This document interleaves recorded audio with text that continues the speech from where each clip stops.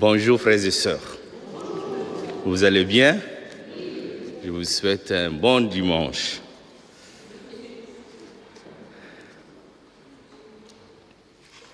Dans l'évangile que nous venons d'entendre,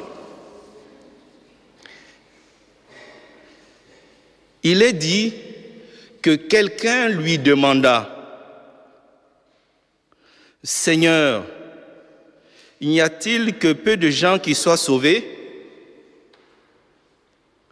À votre avis,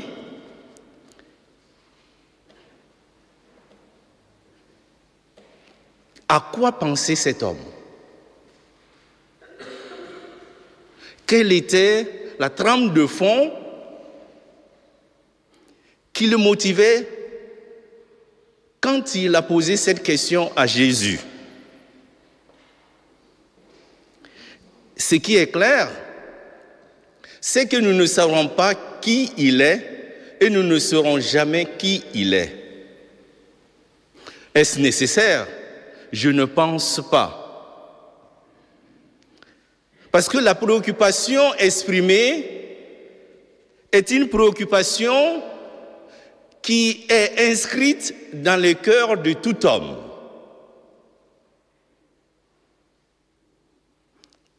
Qu'y a-t-il après cette vie? Si nous sommes sûrs d'une chose, et certains même je dirais, c'est que nous allons tous mourir. C'est une évidence. Une fois nés, il n'y a pas de solution. À moins que Jésus revienne nous trouver vivants, ça c'est la seule possibilité. Mais en attendant, personne ne sait ni le jour, ni l'heure, ni comment. Une préoccupation existentielle à laquelle certains donnent une réponse positive comme nous, dans notre credo. Je crois en Jésus qui s'est fait chair pour sauver les hommes. Je crois en la résurrection des morts et la vie du monde à venir, disons-nous. Et on pourrait dire que comme c'est inconnu, nous sommes mus par une certitude. Il y a une vie après la mort. Et Jésus répond. En donnant sa réponse, il ne s'adresse pas au jeune homme, non, ce n'est pas le jeune homme, à la personne, à ce quelqu'un, pour être fidèle au texte. Parce qu'il dit, l'évangéliste Saint Luc, Jésus leur dit. Il ne dit pas Jésus lui dit, Jésus leur dit.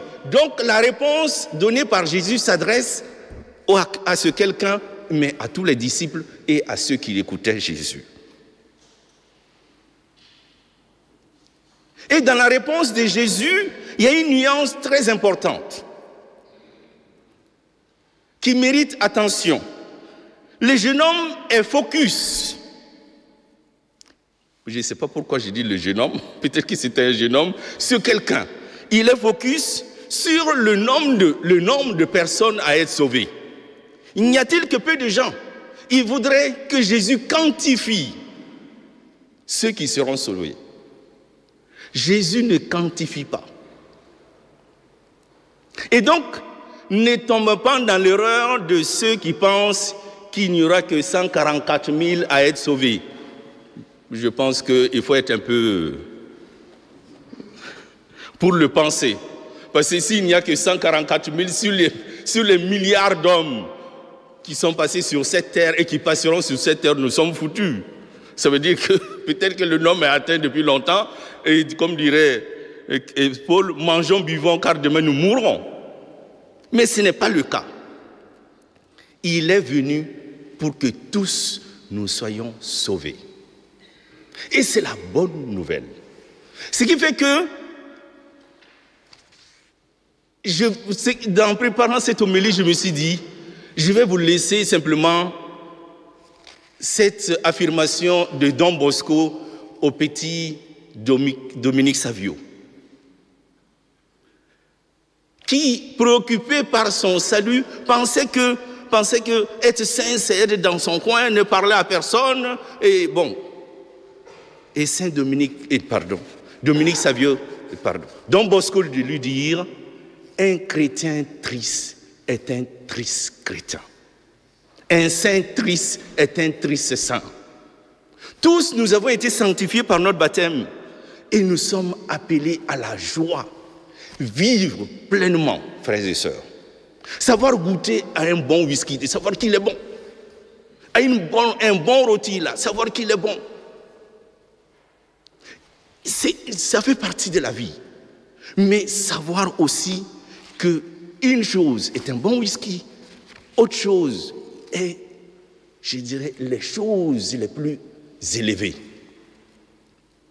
Et ce sont ces choses élevées qui sont l'amour, la liberté au sens fort du terme, la vérité, qui nous mettront sur le chemin de cette joie et de cette fête à laquelle nous sommes appelés. Et nous n'avons vraiment pas, je le répète, je le dis et le répète à la suite de notre Père fondateur, à désespérer de nous-mêmes, à avoir peur.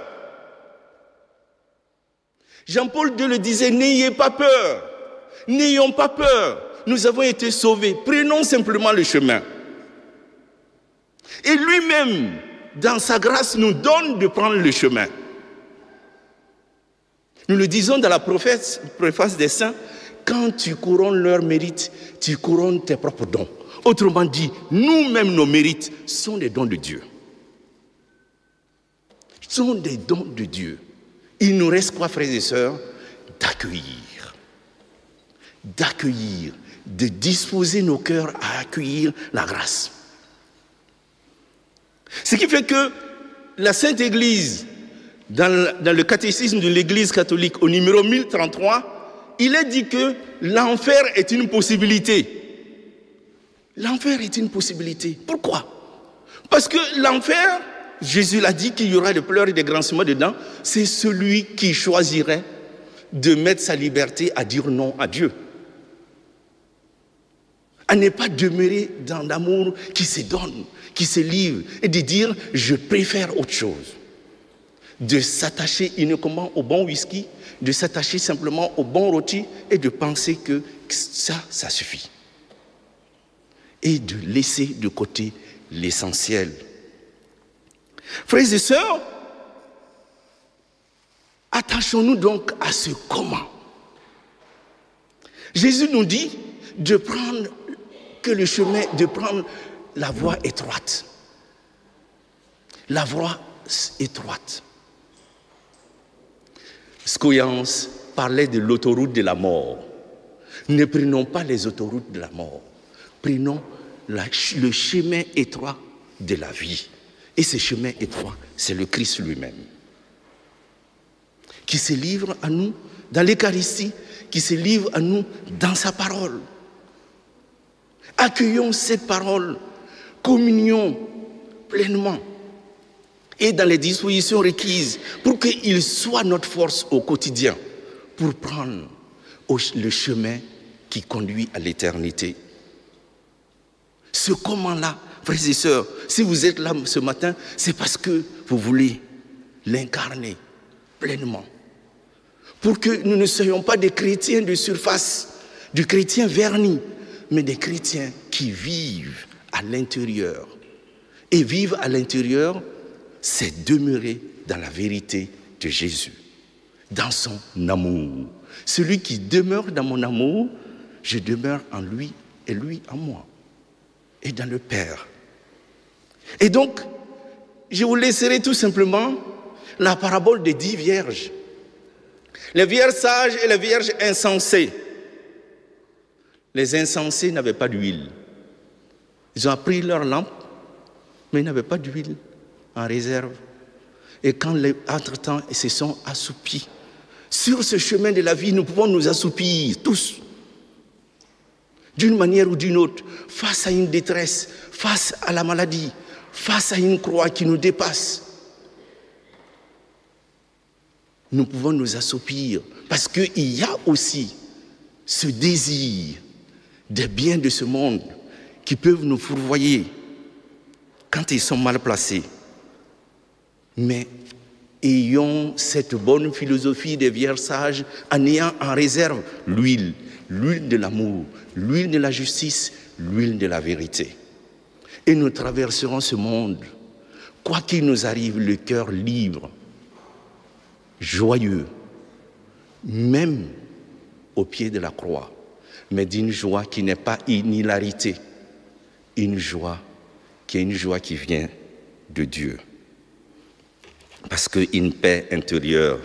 Je conclus tout simplement en reprenant la collecte qui est un résumé de ce que je dis et mieux dit. Je cite donc: pour ceux qui t'aiment, Seigneur Dieu, tu as préparé des biens que l'œil ne peut voir. Répands en nos cœurs la ferveur de ta charité, afin que, t'aimant en toutes choses et par-dessus tout, nous obtenions de toi l'héritage promis qui surpasse tout désir.